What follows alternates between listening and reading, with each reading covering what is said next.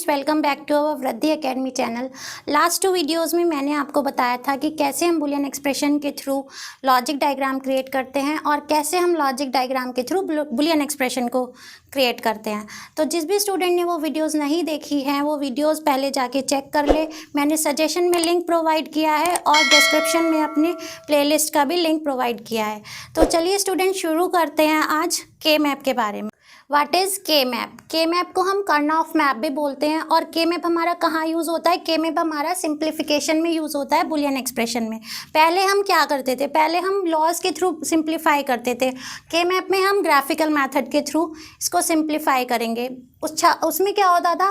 Boolean expression में जब हम लॉज के थ्रू यूज़ करते थे, सिंप्लीफाई करते थे, लॉज यूज़ करते थे, तो उसमें हमारा वो बहुत लेंदी हो जाता था और बहुत टाइम कंज्यूमिंग हो जाता था कि हमें बार बार एक्सप्रेशन को लिखना होता था। के मैप में ऐसा कुछ नहीं है, ये बहुत ही सिंपलेस्ट वे है और ग्राफिकल वे है, तो आपको बहुत ही जल्दी समझ में आने वाला है। तो इसमें क्या होता है? 2 की पावर n सेल्स होती हैं। n क्या है? हमारे नंबर ऑफ़ वेरिएबल्स। तो नंबर ऑफ़ वेरिएबल्स के मैप हमारे कितने टाइप के होते हैं? हम 2 वेरिएबल के मैप भी बनाते हैं, 3 वेरिएबल के मैप भी बनाते हैं, 4 वेरिएबल और 5 वेरिएबल के मैप, जिसके थ्रू हम सिंप्लीफाई कर सकते हैं, मिनिमाइज़ कर सकते हैं बुलियन एक्सप्रेशन को। और ये हमारा टाइम कंज्यूमिंग भी नहीं है। इसमें बस हमें क्या याद रखना है कि हमें 2 वेरिएबल के मैप में कितनी सेल्स चाहिए होंगी? 2 की पावर 2।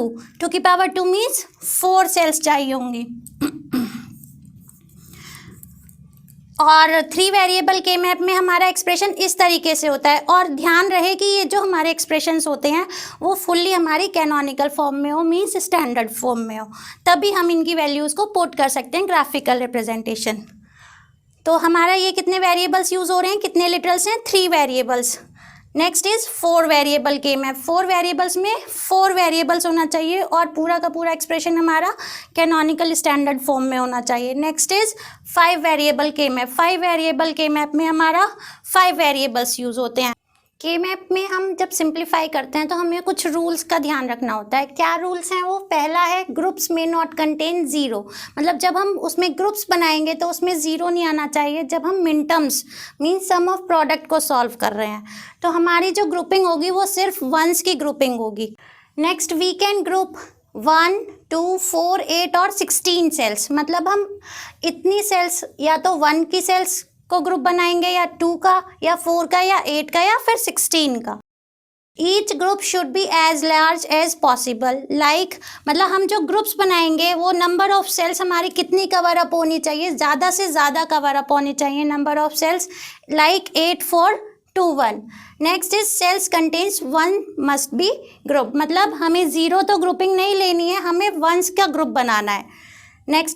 नेक्स्ट इज ग्रुप्स में ओवरलैप। ग्रुप्स में ओवरलैपिंग हो सकती है, एक ग्रुप के ऊपर दूसरा ग्रुप आ सकता है। Next is opposite and corner groupings is allowed but diagonal grouping is not allowed. Means opposite जो हमारी सेल्स हैं, जो अपोजिट आमने सामने हैं, वो हमारे ग्रुप्स बना सकते हैं और जो हमारे कॉर्नर्स हैं, कॉर्नर्स वाली सेल्स हैं, उनका ग्रुप बन सकता है। There should be as few groups as possible. Means हमें जो ग्रुपिंग बनानी है वो हम कम से कम ग्रुप बनाएं और मैक्सिमम नंबर ऑफ सेल्स लें। तो हमें क्या ध्यान रखना है कि हम जो ग्रुप्स बना रहे हैं वो हम कम से कम ग्रुप बनाएं। फर्स्ट वन इज 2 वेरिएबल के मैप। 2 वेरिएबल के मैप में हमें कितनी नंबर ऑफ सेल्स चाहिए? 4 चाहिए। कैसे? 2 की पावर n, 2 की power 2, n is equal to 2। तो हमारी कितनी सेल्स होंगी यहाँ पर? 4 सेल्स होंगी। तो क्या वैल्यू रखेंगे? पहले हम रखेंगे m0, m1, m2 and m3। अब यहाँ पर क्या है? हमारे वेरिएबल नेम है, यहाँ पर a रहेगा या b रहेगा।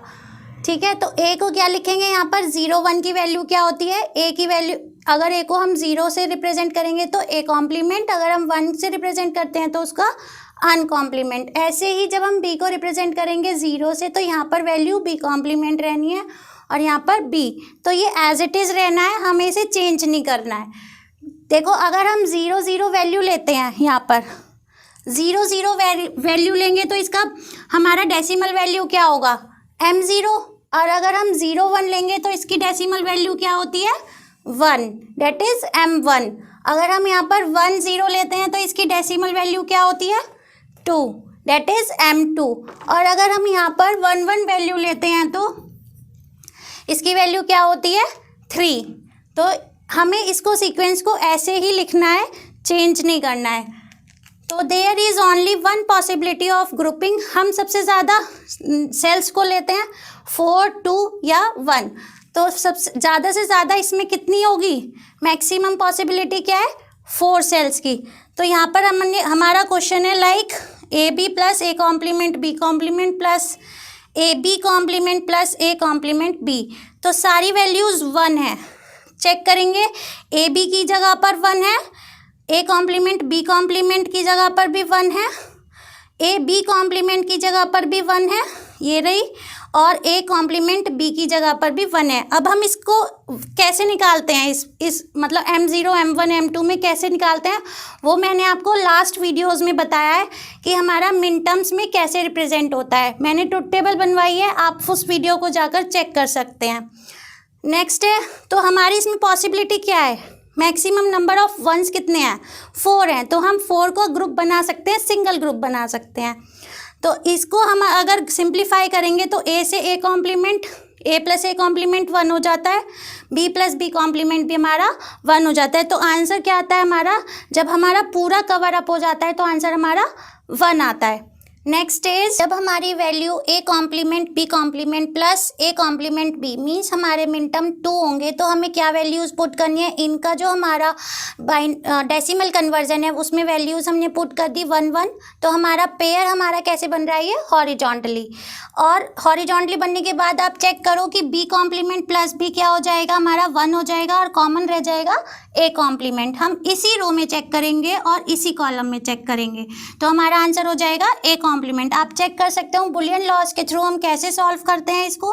A कॉम्प्लीमेंट हम कॉमन ले लेते हैं, B कॉम्प्लीमेंट प्लस B क्या हो जाता है हमारा, ये डिस्ट्रीब्यूटिव लॉ से हो जाता है कॉमन, और B plus B complement law से हमारा 1 हो जाता है। और जब हमारी किसी भी वेरिएबल की मल्टीप्लिकेशन 1 से होती है तो हमारा वेरिएबल आंसर सेम रहता है, तो यहाँ पर हमारा आंसर A कॉम्प्लीमेंट रहेगा।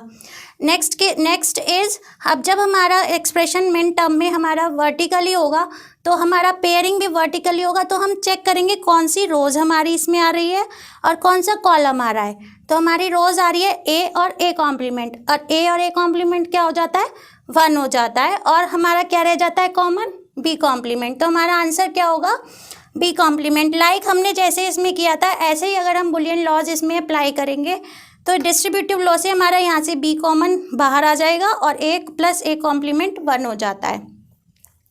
अगर हमारा मिन टर्म वैल्यू सिंप्लीफाई करने के लिए सिंगल है तो हमारा सिंगल उसको हमने प्लेस किया उसकी सेल पर, और फिर हमारा और किसी के साथ हम चेक कर सकते हैं कि कोई और ग्रुपिंग नहीं हो रही है, 1 के साथ ही ग्रुपिंग होनी है, 0 के साथ नहीं होनी है, तो हमारा आंसर वही रहेगा, हम उसको आगे और सिंप्लीफाई नहीं कर सकते हैं। आई विश स्टूडेंट्स, जो मैंने आज आपको 2 वेरिएबल के मैप के बारे में बताया वो आपको समझ में आ गया होगा, और जिस भी स्टूडेंट को समझ में नहीं आया है वो मुझे कमेंट सेक्शन में कमेंट कर सकता है। नेक्स्ट वीडियो में मैं आपको बताऊंगी इनके एग्जांपल्स लेके कैसे हम के मैप को सिंप्लीफाई करते हैं, और 3 और 4 वेरिएबल्स के बारे में।